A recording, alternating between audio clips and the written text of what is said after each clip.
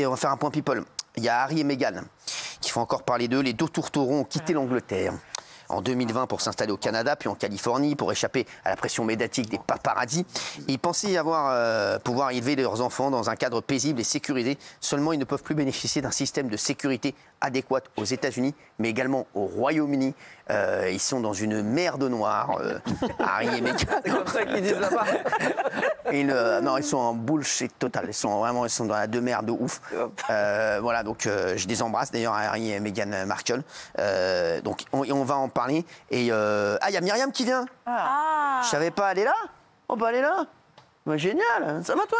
Ça va. T'as vu ce que j'ai dit sur toi? Hein? T'as vu ce que j'ai dit sur toi? Non. Bah tant pis. Tu regardes pas l'émission. Regardez Meghan et Harry, regardez. Merci. À chaque fois qu'il revient dans son pays, seul ou en famille, Harry se sent en danger. Depuis qu'il n'est plus membre actif de la famille royale, le prince n'a plus droit à la protection des policiers de façon systématique. Il arrive qu'ils doivent payer des gardes du corps privé. La protection de la famille royale est payée par les contribuables. Harry le sait. Il a même proposé de prendre ses frais à sa charge, ce qui lui a été refusé. D'où ce recours devant la Haute Cour de Londres. C'est Miyagi, c'est Maître Miyagi.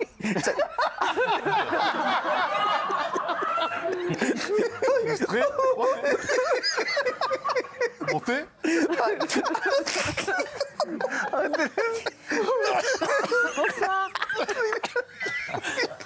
Il se passe quoi avec Harry et Meghan? Alors, vous savez, comme vous l'avez dit tout à l'heure... Quoi? Vas-y, t'emmerdes pas. Ouais, j'y vais, moi je trace, tant pis, rigoler, allez-y, c'est pas souci. Donc Harry et Meghan, depuis le Mexique, n'ont plus les mêmes avantages qu'avant, puisqu'ils ne font plus partie de la royauté. Et du coup, tout ce qui est... Vas-y, continue, fais ça. Tout ce qui est prise en charge de leur sécurité n'est plus prise par l'État. Et du coup, Harry a tenté un procès au ministère de l'Intérieur de l'Angleterre parce qu'il estime... Yes. Parce qu'il estime que sa sécurité, quand il vient au Royaume-Uni, est en danger. Et en plus, pour cause, ça coûte extrêmement cher. Donc, il y a eu un procès qui a été ouvert la semaine dernière, qui s'est déroulé à huis clos. Géraldine et Raymond, j'ai rien à faire. Non, j'ai rien à faire. C'est insupportable. Pareil. C'est pas moi. Ouais, c'est vrai, toi, ça va. Non, mais c'était sympa. Ouais, non, vas-y. Non, bon, c'était sympa. Et donc, ouais. Donc, c'est un procès qui s'est déroulé à huis clos, dans lequel les avocats de Harry ont essayé de plaider en sa faveur afin que l'État finance sa sécurité lorsqu'il vient aux États-Unis. Alors là, Harry a sorti le grand jeu. Il n'est pas venu sur place, mais il a envoyé une lettre qui a été lue en disant que lui et ses enfants et sa femme étaient en danger lorsqu'il venait au Royaume-Uni, que vu qu'il avait vécu avec sa maman... Alors, ils ont acheté une villa à Montecito, non? Oui, Montecito. En Californie? Oui. Alors, j'ai les photos de la villa, 10 millions d'euros. Regardez la villa, franchement... Rien à voir. Ouais. Elle est très belle, très belle la villa. Regardez. Non, franchement, la villa est très belle. Regardez, j'ai une autre photo, regardez, une autre photo. C'est très beau. Ah, c'est beau, hein. 10 millions. C'est joli. Par rapport à celle de Johnny, pour le même prix. 10 millions d'euros, je préfère 100 fois ça. 11 millions après. Ah oui. Non, mais à 10, je te les deux mains, arrête un peu. Oui, c'est vrai. Michel, il s'est barré avec là. Ah, voilà, quand même. Ah ouais, il y a le médecin qui s'était barré avec ton portable. Bon, bah, tu le prendras tout à l'heure. Ok, c'est très beau, leur maison, ça n'a rien à voir avec mon sujet, mais bon, c'est pas grave. Mais le truc, c'est que... Quoi? Mais en fait, leur sécurité coûte chaque année 2,8 millions d'euros, ce qui est énorme. Et c'est vrai que c'est assez embêtant pour Harry parce qu'en plus de ça, il est extrêmement menacé depuis qu'il a écrit son bouquin Le Suppléant où il dit qu'il a tué 25 talibans. En fait, il a vraiment une épée Damoclès sur la tête parce que les talibans qui sont venus au pouvoir le ciblent en disant qu'ils veulent que voilà, ils passent pour la Cour pénale internationale de crimes de guerre. Il y a même Al-Qaïda qui est contre lui et qui lui a mis une cible sur la tête. Donc il est vraiment en danger. Merci. Merci, Myriam. J'ai décroché sur Harry et Meghan, je n'en ai rien à carrer. Vous avez vu qu'il y a Secret Story qui revient. Oui. TF1 vient de diffuser la toute première bande-annonce pour le grand retour de l'émission. Et on va revenir sur Secret Story, ça revient. Le casting est en cours, sachez-le, puisque j'ai eu les infos. Ça va reprendre. Et on va rappeler Secret Story. Rappelez-vous, à l'époque, il y avait beaucoup de clash dans Secret Story. Regardez. Franchement, tu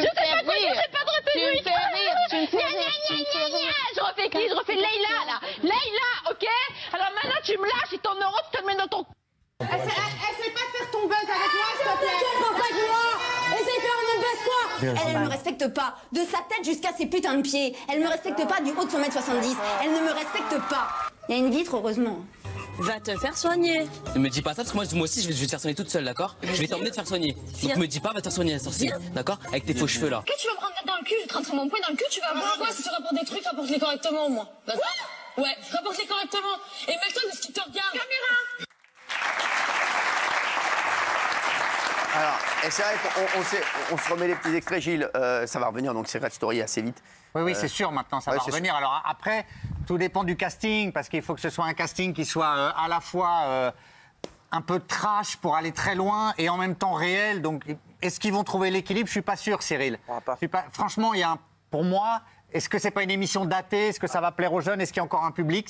Ça me paraît incertain. Alors, on vous a fait les compiles aussi des perles de Secret Story. Regardez. Je suis immunisée, je suis obligée de le faire ou pas? Je suis quelqu'un qui est très intérioriste. C'est vraiment le yin et le yang entre nous deux, donc voilà, on se complète. Il faut qu'ils redescendent d'un pied et en dessous. Je pense que Maxime aime très Julie. Puis alors moi, je peux aller me faire empapaouiter, quoi. Mais un petit peu angoisseuse, hein, à s'apporter de la joie dans la maison, l'évadement tout simplement. Et Secret Story, elle avait été créée en 2007, cette émission. Elle a été arrêtée en 2017, 10 ans après sa création et 2 ans après son transfert sur TFX, qui était NT1 à l'époque. Il y a des extraits cultes. Hein. Moi, un de mes extraits cultes, c'était le secret, je vous l'avais montré la dernière fois, le secret le plus court de l'histoire, c'est quand Rachel Legrain-Trapani avait fait son entrée dans la maison. Et c'était un truc de ouf. C'est vraiment le secret n'a pas tenu 2 secondes. Regardez. Moi, je pense que ça va être court. Voilà, Amélie, depuis notre rencontre, tu m'as réappris à aimer. Tu me fais découvrir les joies de l'amour et du bonheur. Mon souhait le plus cher serait de te garder à mes côtés jusqu'à la fin de mes jours pour faire de toi la femme la plus heureuse. Tu m'aurais dit que tu m'avais quitté. Non, tout ce que je t'ai dit, je t'ai dit à toi. Attends. Est-ce que je suis une fille bien? Ça t'a blessé parce que tu sais comment je suis, qu'il faut que je te dise tout. C'est pas pour ça que je t'ai dit que je te laisse tomber et que je veux plus te voir ou plus te parler, loin de là. Je pense que j'ai trouvé la plus belle femme que je puisse avoir. Ça fait... Voilà, elle partage tout le même moment avec moi.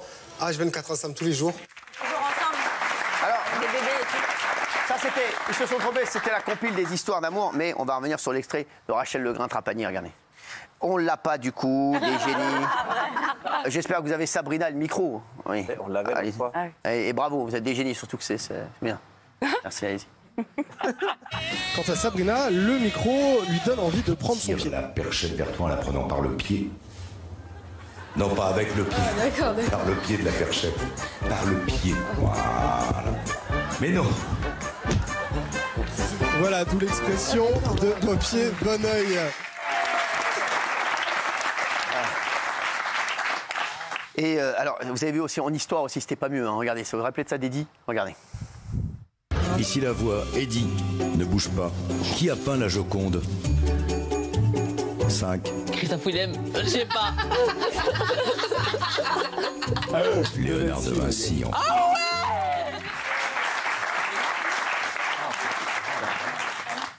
Et enfin, pour le plaisir, est-ce que vous voulez revoir Benjamin Castaldi? Ah bah oui. Toujours un bonheur. Parce qu'on ne sait pas qui va présenter Secret Story. Non. C'est pas A priori, c'est pas Benjamin Castaldi. Pas Benjamin. Non, c'est pas Benjamin. C'est sûr, il a autre chose. Il a autre chose à foutre. On parle même de Nabila. Mais... Ouais, on parle de Nabila. Ce serait peut-être mieux. On parle de Nabila, mais voilà, pour présenter, je sais pas, peut-être la quotidienne ou on parle de, enfin. Ouais. Bon, il y a des noms qui circulent, je vous le dirai, beaucoup, je le dirai assez Mais vite. les gens critiquent parce que Nabila, elle n'a pas fait Secret Story, donc pour la plupart des gens, elle n'a pas de légitimité à faire ce programme. non plus. Moi, j'ai jamais été chez le coiffeur, c'est pas pour ça que je me coiffe pas. Hein. Regardez. Bonsoir à tous, bienvenue sur TF1. Ça y est, c'est ce soir, c'est maintenant le lancement de l'événement de TF1 Secret Story. Après toutes les plus folles rumeurs entendues et lues, vous saurez toute la vérité. Rien que la vérité ce soir, je vous le jure. Vous connaîtrez enfin les 13 candidats, 6 filles, 7 garçons qui vont vivre dans une maison de 900 mètres carrés et surveillés 22 heures sur 24 par 50 caméras et autant de micros. Alors, je vous le dis, c'est ni Nabila ni Benji. Ah. Voilà. Normalement, c'est que voilà. Normalement, la Julie voudrait que ce soit Christophe Beaugrand. Et lui, il veut. Hein. On va voir. Il accroche et il fait tout pour. Camille Combal aussi, on parle aussi de Camille Combal. Je crois pas. Je crois qu'on c'est plus sûr. Enfin, il paraît qu'Ara Aprikian, le directeur des programmes, change d'avis tous les jours. Il changeait moins d'avis quand il était avec moi, puisque c'est moi qui lui disais quoi faire. Voilà. Il faut dire la vérité.